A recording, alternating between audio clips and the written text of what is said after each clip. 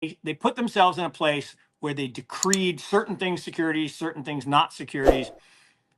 My view on that is there was a logic to why Bitcoin and Ethereum were ruled commodities as opposed to securities.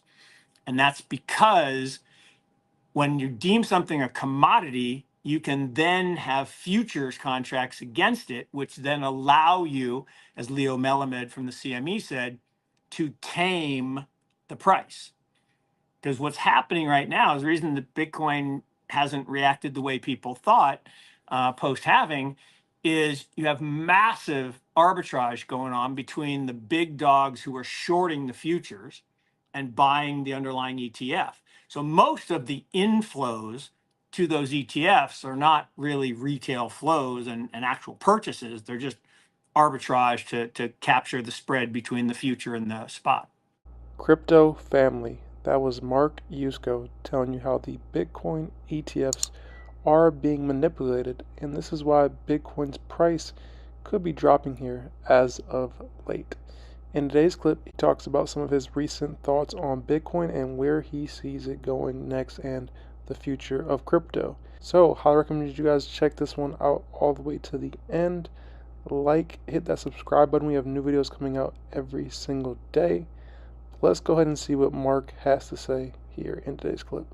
You know, Bitcoin, Ethereum, maybe Ethereum. I really don't like Ethereum much as money. I like it as a global computer. But things like Dash or Monero or things like that do have some cryptocurrency aspects to them. An NFT, a non-fungible token. Now, it's not a monkey JPEG, right, which is what everyone associates, but I don't even like the term NFT or non-fungible token because it is accurate, right? Non-fungible means unique. Token means a entry on a ledger. It's not like a little coin or something. It's an entry on a ledger, which is all a blockchain really is, a series of entries on a ledger.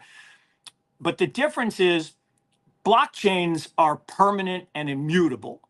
They're not centralized like a COBOL database that we all use every day with our Visa or MasterCard. If they want to turn it off, they can. Or if we want to store all our data on the cloud, they could keep it if they want. Or we put our money in the bank, it's on a ledger, but it's the bank's money, right? So it's not our money anymore. And what blockchains do is they fix that. They let us own things. So Web 1 was read, Web 2 was read write, you know, putting stuff on the internet. Web 3 is read write own. Blockchains allow us to own things. And so non-fungible token really, I think, should be called a digital property right. All an entry on a ledger is a record of someone's ownership of some property. It could be a JPEG, it could be a title, it could be a stock certificate, it could be a bond, it could be any asset. It could be the Mona Lisa, not the physical Mona Lisa, but the right to own the Mona Lisa. But that's ultimately what blockchains are good for. And Eric Schmidt, you know, from Google said it best. So Satoshi Nakamoto gave us Bitcoin, but more importantly, gave us the technology to create unique assets in the digital sphere. And what does that even mean? Well, think about it. Think about stocks, right? In the olden days, you and I would meet in New York at the Buttonwood tree, literally big tree where the stock exchange is today. And we would bring our analog stuff, stock certificates and pieces of paper, banknotes, and we would meet and we would exchange. And we had to be physically proximate. And the real problem was, if you've seen gangs in New York, on the way to the Buttonwood tree, those guys with the top hats would steal our stuff. So the stock exchange built a building and said, come inside and you'll be safe, but you still had to get there. So they came up with an idea with the advent of computing, the electronic age, to say, you know what? Put the banknotes in the bank and let them be ones and zeros electronic database. Put your stock certificates in Dallas, Texas, and DTCC and have these QSIPs, these alphanumeric codes. And you guys can change. In the old days, physical people would go and do the bartering on the floor of the stock exchange. Now it's just computers. There's no people there. Not no people, but almost no people. Well, that's fine, but those stock certificates still have to exist in Dallas, Texas. Well, why?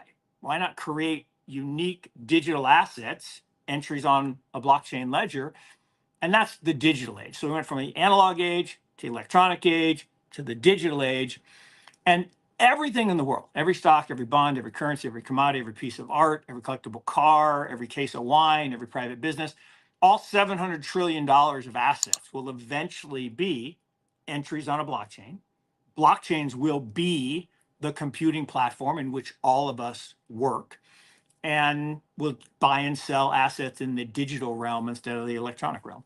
Look, most of the problem with many utility tokens is they are not truly decentralized at all, right? They are pointers to AWS or Azure servers. The only, to me, on chain means on chain. If I want to own an asset on chain, I want it physically on the chain. And to me, proof of work is the best way to do that. So ultimately, I think Bitcoin has a huge advantage, kind of the Lord of the Rings, one chain to rule all chains. Now, does that mean that virtual machines are useless? No.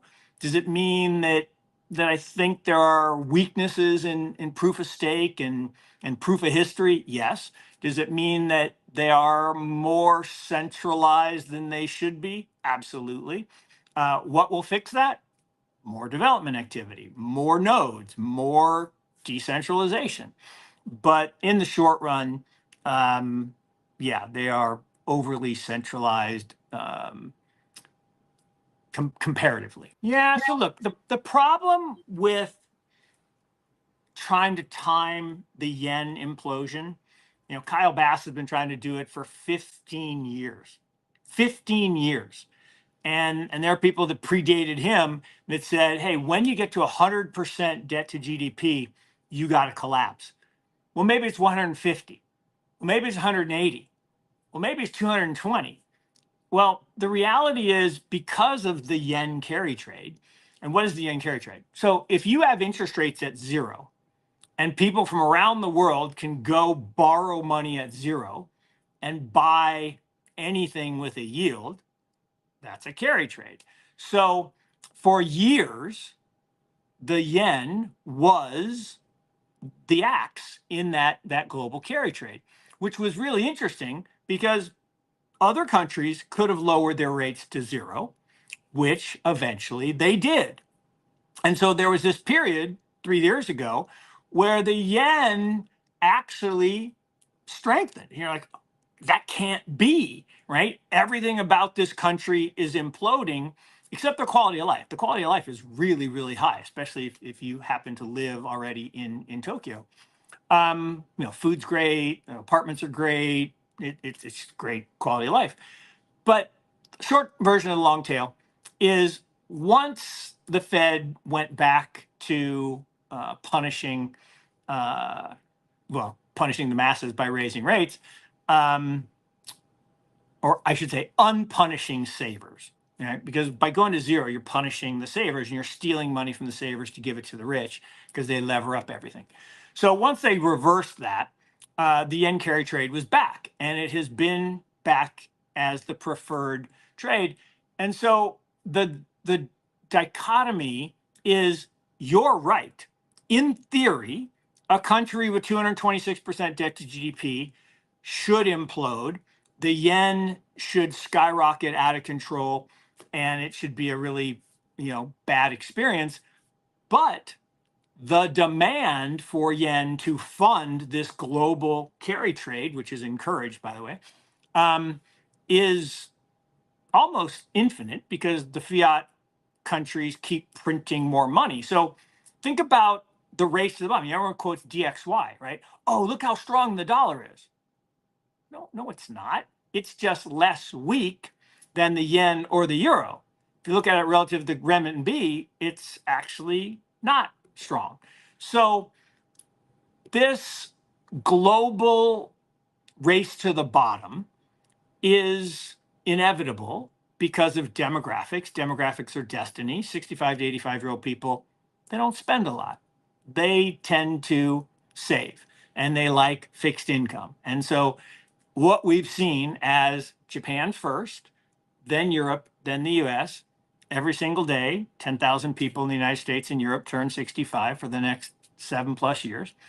And that is going to continue to play out. So if you want to know what's going to happen in US and Europe, just look at Japan 11 years ago. And so, they peaked in 89, we peaked in 2000, their debt got downgraded. 11 years later, US debt gets downgraded.